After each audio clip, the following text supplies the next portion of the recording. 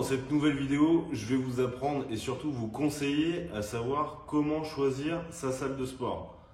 Il y a plusieurs facteurs à prendre en compte pour votre salle de sport. Les critères les plus importants, c'est en premier donc son objectif. Si vous voulez faire du crossfit et que vous allez dans une salle de sport où il n'y a quasiment pas trop de matériel pour le crossfit, c'est un peu débile. Après, si vous n'avez pas du tout le choix et que la seule salle de sport dans votre coin, c'est celle qui est là. Moi, quand j'ai commencé la musculation, la seule salle de sport qu'il y avait dans mon village, c'était la salle de sport municipale. Donc, j'avais pas trop de choix en vrai.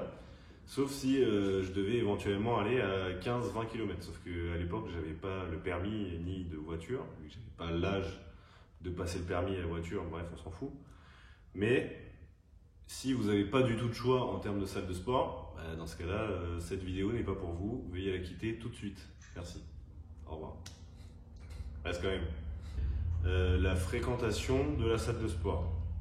Savoir à quel moment toi tu comptes y aller et savoir si c'est une salle de sport qui est réputée ou qui est beaucoup fréquentée en fait. S'il y a vraiment énormément de gens dans cette salle de sport et que toi tu ne peux pas t'entraîner, dans ce cas-là, ce n'est peut-être pas la bonne salle de sport pour toi. Il y a des salles de sport qui sont réputées haut de gamme et c'est pour éviter qu'il y ait trop de gens parce qu'ils savent que les gens qui n'ont pas forcément de moyens ne vont pas s'inscrire dans cette salle. À l'inverse, des salles de sport proposent des tarifs très réduits parce qu'ils savent qu'il va y avoir beaucoup de gens qui vont venir qui ont peu de moyens et du coup il va aussi y avoir potentiellement plus d'étudiants. Les étudiants et en général les gens jeunes, c'est une bonne partie qui est visée par les salles de sport low cost parce qu'ils savent qu'ils vont s'abonner. Beaucoup aussi d'entre eux ne vont plus jamais revenir à la salle de sport après leur première séance. Je dis ces facteurs-là comme ils me viennent, mais surtout comme je trouve cela cohérent dans la vidéo, dans le script. Je ne suis pas Steven Spielberg, je n'ai pas de scénariste, donc je fais la vidéo un peu comme elle vient. C'est ton budget. Donc si tu es étudiant, comme je le disais tout à l'heure, tu vas plus t'orienter sur des salles qui ont un bas prix. Parce qu'on sait tous qu'en tant qu'étudiant ou en tant que non-étudiant mais pas de travail, hashtag Pôle emploi, il ne va pas y avoir beaucoup de moyens à mettre dans un abonnement d'une salle de sport, ce qui se comprend totalement. Mais c'est pour ça qu'il y a quand même certaines astuces à avoir et qui sont bonnes à connaître. Tu n'as pas beaucoup de moyens, oriente-toi vers une salle low cost, essaye d'y aller aux horaires les moins fatigants, c'est-à-dire où il va y avoir 42 personnes sur la poulie et il y en a une seule. Bien t'entraîner, c'est le mieux que je puisse te conseiller. Si tu as des moyens, dans ce cas-là, permets-toi d'aller dans des salles qui sont un peu plus de qualité et surtout où il peut y avoir moins de personnes. En tant que coach et surtout en tant que fan de musculation et passionné de musculation, j'aime beaucoup les machines Hammer Strength. Si vous voulez sponsoriser les vidéos, n'ayez pas peur, vous pouvez me contacter. Hammer Strength pour moi c'est l'une des meilleures marques, voire la meilleure marque de machines de musculation qui existe et que j'ai eu l'occasion de tester surtout. Votre objectif, et vous avez les moyens, essayez de travailler avec les meilleures machines possibles. En fait c'est l'équipement de la salle tout simplement qui va être déterminant pour moi et pour beaucoup de personnes aussi.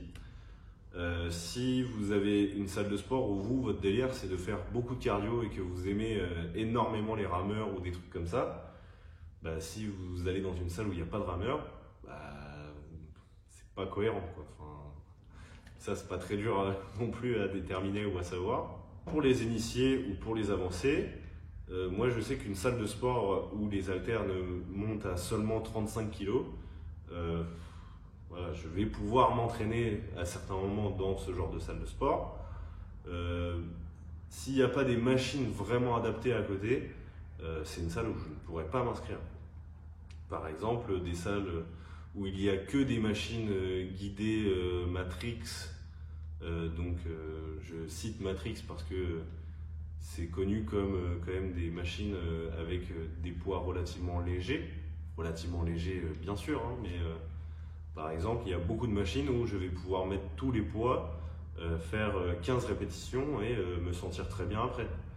Donc moi l'objectif c'est quand même quand je vais à la salle de me dépasser et de donner le maximum. Donc si le matériel n'est pas adapté à ça, pour moi ça ne va pas être cohérent. Le facteur géographique.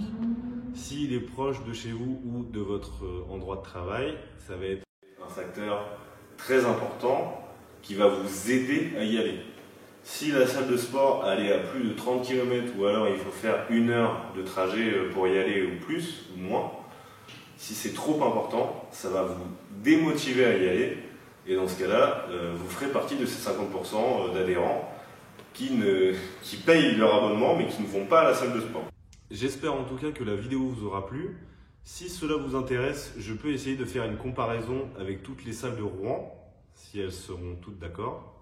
En tout cas, en parlant de salle de Rouen, il y a celle de Ménil-Esnard qui nous accueille aujourd'hui encore une fois. Et encore une fois, merci à eux, à la salle de sport. Oui, ça s'appelle comme ça, c'est pas une blague. Donc n'hésitez pas à aller voir ce qu'ils font et on se dit à bientôt pour une prochaine vidéo.